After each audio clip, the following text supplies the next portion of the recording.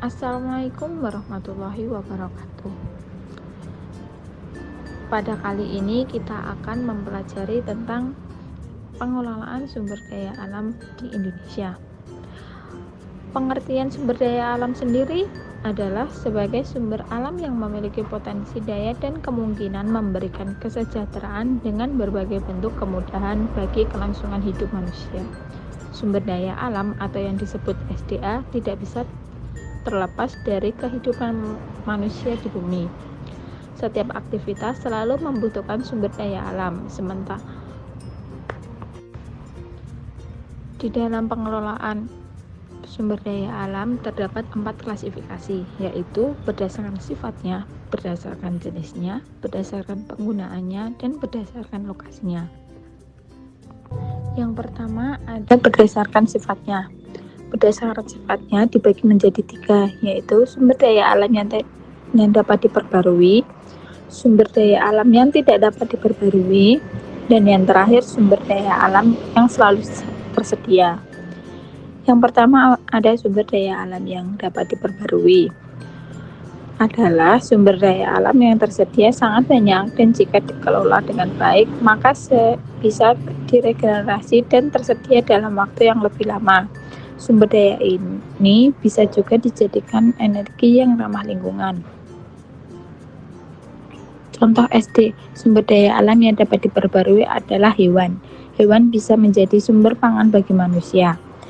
Yang selanjutnya ada tumbuhan. Sama dengan hewan, tumbuhan juga perlu dilestarikan. Tumbuhan paling sederhana digunakan sebagai sumber pangan. Yang ketiga adalah air. Air perlu dijaga kelestariannya dengan menjaga kebersihan air serta menggunakan air seperlunya. Yang terakhir ada tanah.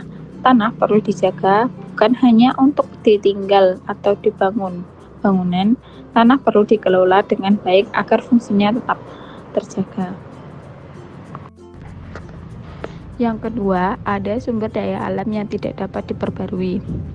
Sumber daya alam yang tidak dapat diperbarui adalah kekayaan alam yang ada di bumi dan bisa dimanfaatkan untuk berbagai kelangsungan hidup manusia. Sumber daya alam yang tidak dapat diperbarui dan bisa habis dalam jangka waktu tertentu apabila terus-menerus diambil dari alam dan digunakan. Hal tersebut menunjukkan bahwa sumber daya alam yang tidak dapat diperbarui bersifat sangat terbatas. Contoh sumber daya alam tidak dapat diperbarui adalah bahan mineral dan bahan logam mulia.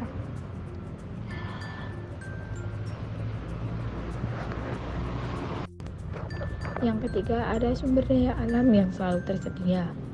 Sumber daya alam yang selalu tersedia adalah sumber daya alam yang jumlahnya melimpah dan digunakan untuk kelangsungan makhluk hidup atau organisme. Contoh sumber daya alam yang selalu tersedia adalah udara, sinar matahari. Udara merupakan faktor terpenting untuk kelangsungan hidup organisme. Sedangkan sinar matahari berpengaruh bagi kehidupan, berpengaruh terhadap iklim, cuaca, tumbuhan, dan hewan. Sinar matahari juga diubah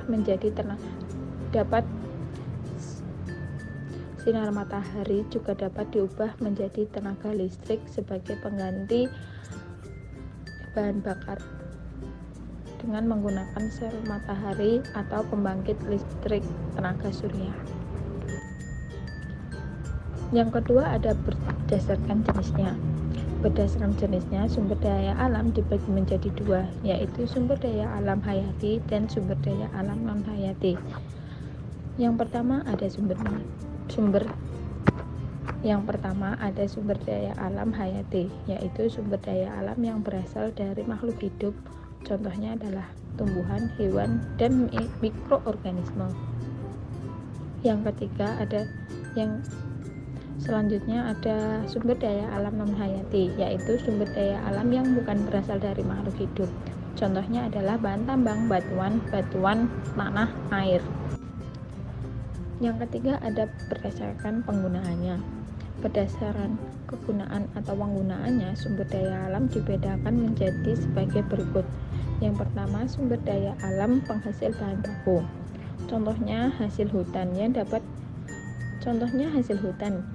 dapat diolah untuk menghasilkan berbagai jenis barang.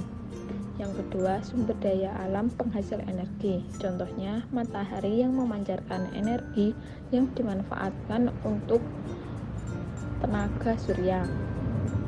Begitu juga dengan arus air listrik sungai yang menghasilkan energi. Sumber daya alam berdasarkan lokasinya. Yang pertama, sumber daya alam terestrial. Sumber daya alam terestrial adalah yaitu sebagai sumber daya alam yang terdapat di daratan.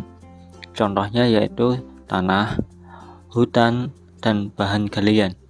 Yang kedua yaitu sumber daya alam akuatik, yaitu sumber daya alam yang terdapat di lautan. Contohnya seperti ikan, rumput laut, dan energi gelombang.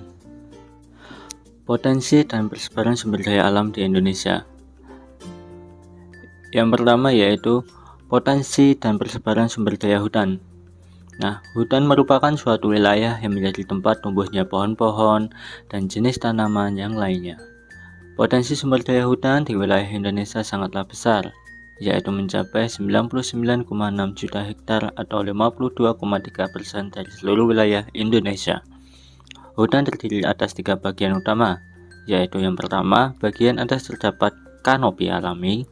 Yang kedua yaitu sebagai bagian permukaan tanah, terdapat permukaan tanah, hutan terdapat guguran-guguran daun-daunan kering, serta ditumbuhi semak-semak dan rerumputan.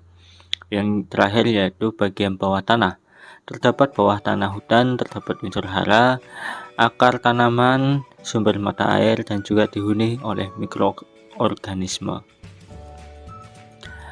Beberapa potensi sumber daya kehutanan yaitu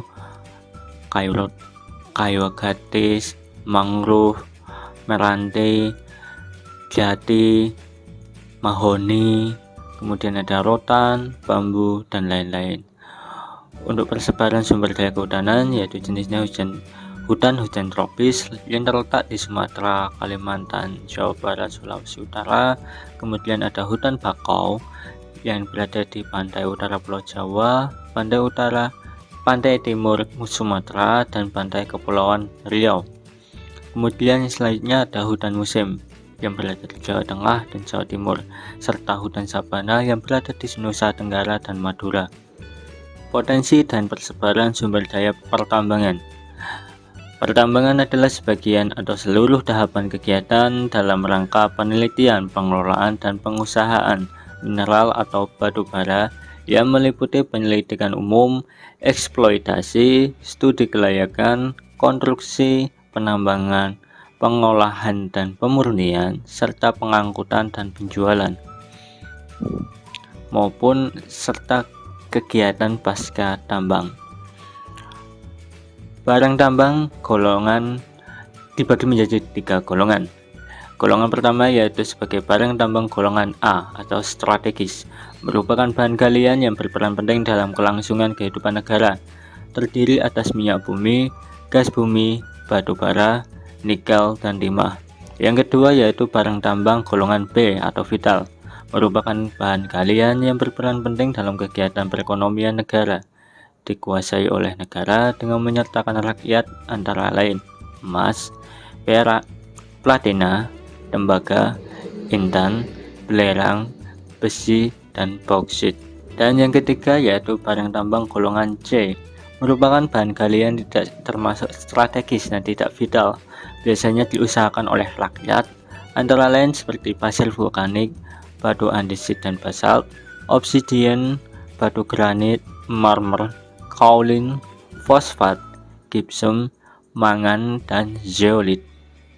Kemudian potensi dan persebaran sumber daya kelautan.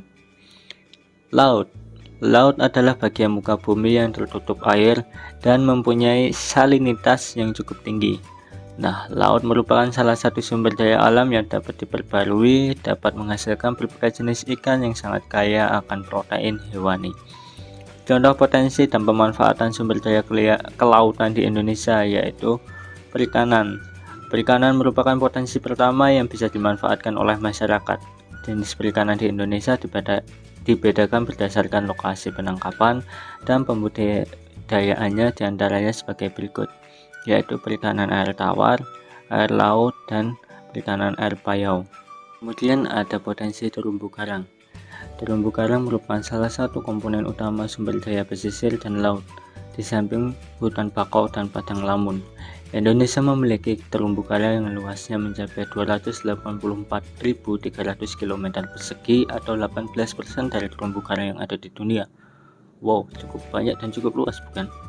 Kemudian manfaat dari terumbu karang antara lain sebagai tempat hidup ikan yang banyak dibutuhkan manusia dalam bidang pangan, kemudian sebagai pariwisata, dan yang terakhir sebagai penelitian dan pemanfaatan biota perairan lainnya yang terkandung di dalamnya. Terakhir, yaitu potensi sumber daya pariwisata. Potensi sumber daya pariwisata dapat dibagi menjadi 4, yaitu yang pertama sebagai wisata budaya atau cultural tourism, yaitu jenis pariwisata yang disebabkan adanya daya tarik seni dan budaya di suatu daerah atau tempat. Kemudian wisata alam. Wisata alam yaitu kegiatan perjalanan atau sebagian dari kegiatan tersebut yang dilakukan secara sukarela serta bersifat sementara untuk menikmati gejala keunikan dan keindahan alam. Yang ketiga yaitu wisata religi. Wisata religi yaitu tempat wisata yang kental akan nilai-nilai suatu agama dan sejarah seperti pura, wihara, gereja maupun masjid yang kental akan nilai agama dan memiliki sejarahnya tersendiri. Kemudian yang terakhir yaitu wisata pertanian atau agrowisata, yaitu kegiatan wisata yang memanfaatkan sektor pertanian atau perkebunan sebagai objek utamanya, pemandangan alam yang khas dengan kawasan pertanian, serta beragam aktivitas pengelolaan.